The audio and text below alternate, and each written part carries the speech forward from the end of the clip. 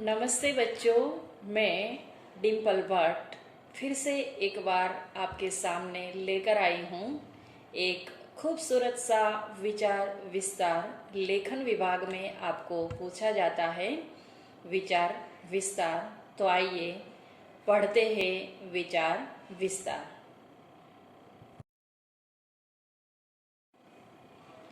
विचार विस्तार करते समय ध्यान में रखने योग्य बातें मैं आपको आज बताऊंगी कि कौन कौन सी बातों का आपको ख्याल रखना है विचार विस्तार करते समय, ताकि आपको परीक्षा में पूरे अंक प्राप्त हो सके। सबसे पहले तो परीक्षा में आपको एक पंक्ति दी जाती है, उस पंक्ति के अर्थ को आपको समझना है। पहले पंक्ति को एक दो बार पढ़ना है। पढ़ने के बाद आपको उनके अर्थ को समझना है। हम दो तीन बार उस पंक्ति को पढ़ेंगे तो हमें उनका अर्थ समझ में आ जाएगा कि पंक्ति में कवि क्या कहना चाहते हैं। तो सबसे पहली और महत्व की बात है कि पंक्ति के अर्थ को हमें समझना है। दूसरी बात है कि पंक्ति का सरल अर्थ और लक्ष्यार्थ क्रमशः स्पष्ट कीजिए। कि पंक्ति के एक सरल अर्थ को हमें जानना है और उनके लक्ष्यार्थ को भी जानना है। लक्ष्यार्थ यानी कि एक सरल अर्थ होता है और उनके पीछे एक दूसरा अर्थ छिपा हुआ होता है। शब्द की शक्तियां होती है तीन: व्यंग्यार्थ, लक्ष्यार्थ और अभिधार्थ। तो उनके सरल अर्थ को हमें पढ़ना है, उनके लक्ष्यार्थ को भी हमें स्पष्ट करना है और समझना है। तीसरी बात है उचित उदाहरण और अवतरण का प्रयोग कीजिए। कि हमें विचार विस्तार करते समय उनमें उचित उदाहरणों का और अवतरणों का प्रयोग करना चाहिए, तो हमें अच्छे अंक प्राप्त हो सकते हैं।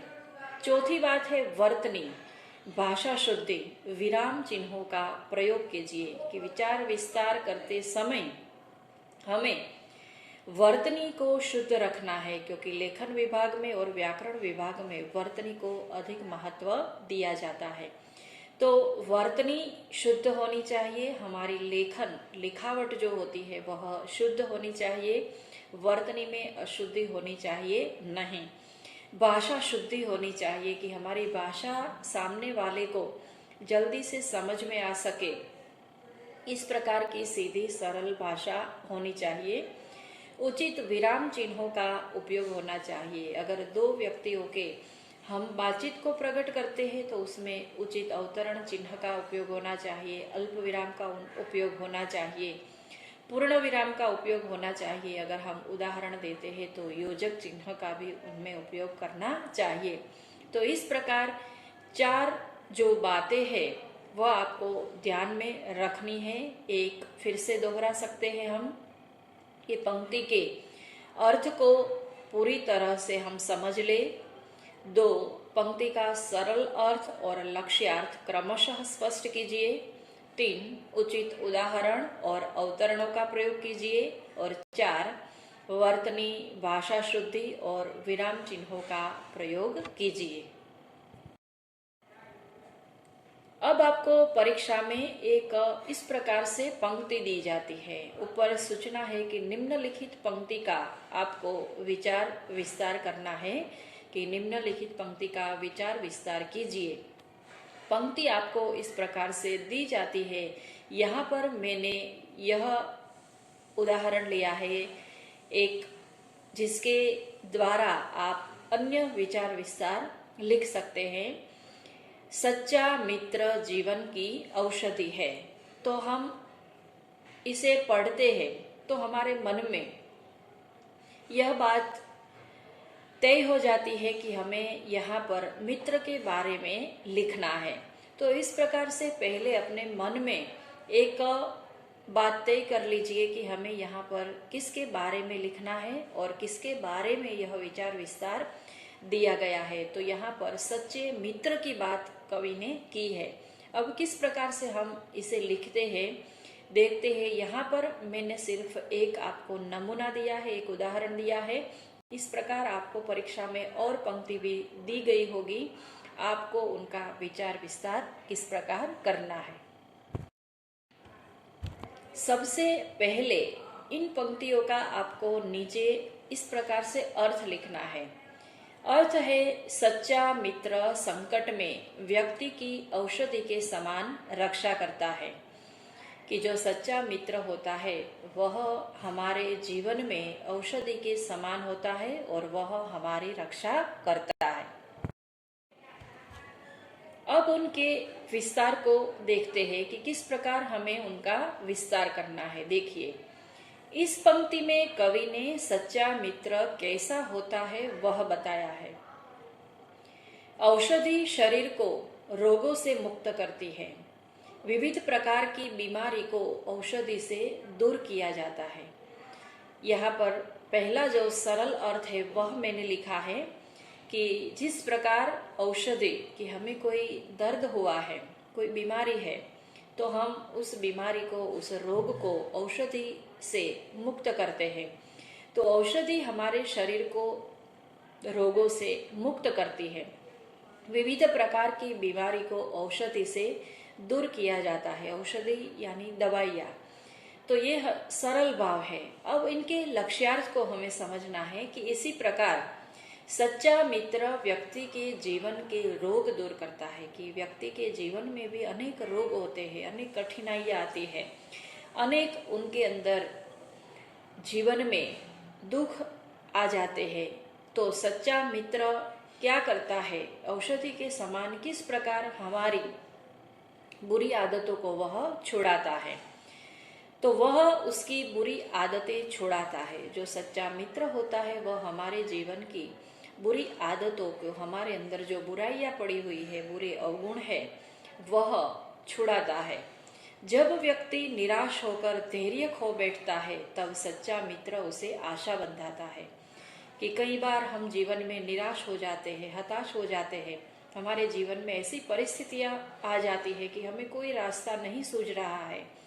हम अपने हाथ पर हाथ रखकर, सर पर हाथ रखकर निराश होकर बैठ जाते हैं। हमारा धैर्य जो है वह हम खो देते हैं। तब एक सच्चा मित्र ही होता है जो हमारे जीवन में नई आशा लेकर आता है। तब सच्चा मित्र उसे आशा बंधाता है और जीने का साहस देता है। वो हमें जीने का नया रास्ता बताता है। वो हर प्रकार से हमारी मदद करता है।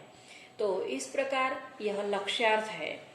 पहले हमने उनके मूल सरल भाव को देखा कि विविध प्रकार की बीमारी को औषधि से दूर किया जाता है। उसी प्रकार सच्चा मित्र भी हमारे जीवन की सच्ची औषधि है। वह हमारी बुरी आदतों को भी छुड़ाता है और हम जब निराश होकर बैठ जाते हैं तब सच्चा मित्र हमारे अंदर एक नई किरण लेकर आता है, नई आशा की किरण लेकर आता है और वह हमें नई आशाएं बंधाता है और नए जीवन की ओर हमें प्रेरित करता है और जीने का साहस देता है।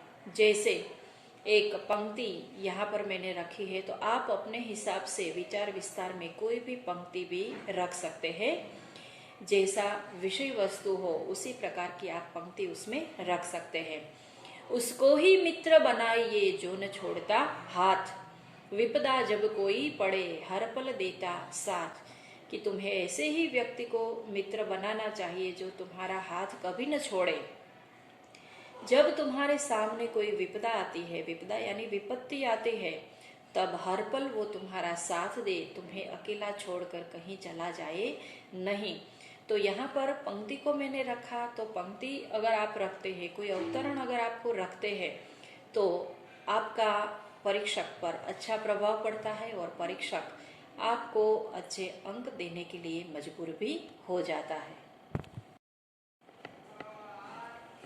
मित्र हमें जीने का साहस देता है। हम जीवन में कई बार निराशाओं से गिर जाते हैं, हमें कोई रास्ता सूझ नहीं रहा है, हम हताश होकर बैठ जाते हैं। तब सच्चा मित्र ही हमें जीने की राह दिखाता है और जीने का नया साहस देता है। कर्तव्य पथ से भटके हुए व्यक्ति को सही मार्ग पर लाने वाला उसका सच्चा मित्र ही होता है। कि कहीं हम इतिहास में और समाज में ऐसे उदाहरण देखते हैं कि जब व्यक्ति गुमराह हो जाता है, अपनी राह से भटक जाता है, कर्तव्य पथ से भटक जाता है, वो अपना कर्तव्य भूल जाता है, तब एक सच्चा मित्र ही उसे सही मार्ग पर लाने की कोशिश करता है और उसे सही रास्ता दिखाता है। सच्चा मित्र संकट में व्यक्ति की रक्षा करता है कि जब चारों ओर से हमारे जीवन में संकट आते हैं, हम चारों ओर से संकटों से, परेशानियों से, विपत्तियों से घिर जाते हैं, तब सच्चा मित्र ही हमें संकट में काम आता है। यहाँ पर मैंने उदाहरण रखा है कर्ण का, कि जैसे कर्ण अंत तक दुर्योधन का साथ देता है, कि कई लोग उसे समझाते हैं, कृष्ण भी कई बार कर्ण को समझाने के लिए आते हैं कि तुम अधर्म का साथ दे रहे हो, तुम्हारी निश्चित हार होगी, तुम पांडवों से मिल जाओ, दुर्योधन का साथ छोड़ दो। लेकिन कर्ण अंत तक उनका साथ देता है, क्योंकि कर्ण दुर्योधन का सच्चा मित्र था। कर्ण के ऊपर दुर्योधन का ऋण था, उन्होंने उसे अंग देश का राजा बनाया था, इसलिए वह ऋण वह चुकाना चाहता था। इसीलिए वो जानता था कि दुर्योधन की निश्चित ही हार है, दुर्योधन इस युद्ध में अधर्म कर रहा है, उनकी जीत कभी नहीं होगी। फिर भी वो उनका साथ नहीं छोड़ता, वो चाहता तो पांडवों के साथ मिल सकता था, लेकिन उन्होंने ऐसा नहीं किया और उन्होंने अंत तक दुर्योधन का साथ दिया। और सच्चा मित्र वही है जो संकट में व्यक्ति को अकेला छोड़ता नहीं है। सखा कर्ण सा चाहिए, रखे मित्र की लाज, कि हमारे जीवन में भी कर्ण के समान एक मित्र होना चाहिए जो हमारी लाज रखे। जैसी इच्छा मित्र की वही करे वह काज, कि अपने मित्र की जैसी इच्छा होती है वही कार्य वो करता है। दुर्योधन की हर प्रकार से वो रक्षा करता है कुरुक्षेत्र के मैदान में। तो यहाँ पर मैंने इसीलिए कर्ण का उदाहरण रखा है कि सखा कर्ण सा चाहिए, रखे मित्र की लाज, जैसी इच्छा मित्र की वही करे वह काज। इस प्रकार सच्चा मित्र हर तरह से व्यक्ति के जीवन को स्वस्थ और सुखी रखने का प्रयत्न करता है, कि मित्र ऐसा होना चाहिए कि जो हमारे जीवन में हर प्रकार से हमारा जीवन किस प्रकार सुखी रह सके और स्वस्थ रह सके, यही प्रयत्न वो करता है। जैसे कृष्ण और सुदामा की मित्रता थी, मैंने यहाँ पर दूसरा उदाहरण लिया कृष्ण और सुदामा का। यहाँ पर उच्च नीच के कोई भेदभाव नहीं है। सुदामा एक गरीब ब्राह्मण थे और कृष्ण द्वारिका के राजा थे, फिर भी दोनों में मित्रता थी। तो मित्रता के लिए यह जरूरी नहीं है कि दोनों एक समान विचार वाले हो और एक समान पद वाले हो। तो कृष्ण और सुदामा की मित्रता भी इतिहास में अमर है, इसीलिए उसे जीवन की औषधि कहा गया है, कि ऐसे मित्र को ही हम जीवन की औषधि कह सकते हैं। जॉनसन का एक वाक्य है कि जीवन में मित्रता से बढ़कर सुख नहीं, कि हमारे जीवन में सबसे बड़ा कोई अगर सुख है तो वह मित्रता है। मित्र हमें जो सुख देता है वह सुख कोई और नहीं दे सकता। हम अपनी सारी बातें, हमारे गुण अवगुण, हमारी कमियां हम किसके सामने प्रकट करते हैं? अपने मित्र के सामने प्रकट करते हैं। तो हमारे जीवन में मित्रता से बढ़कर और कोई सुख है नहीं।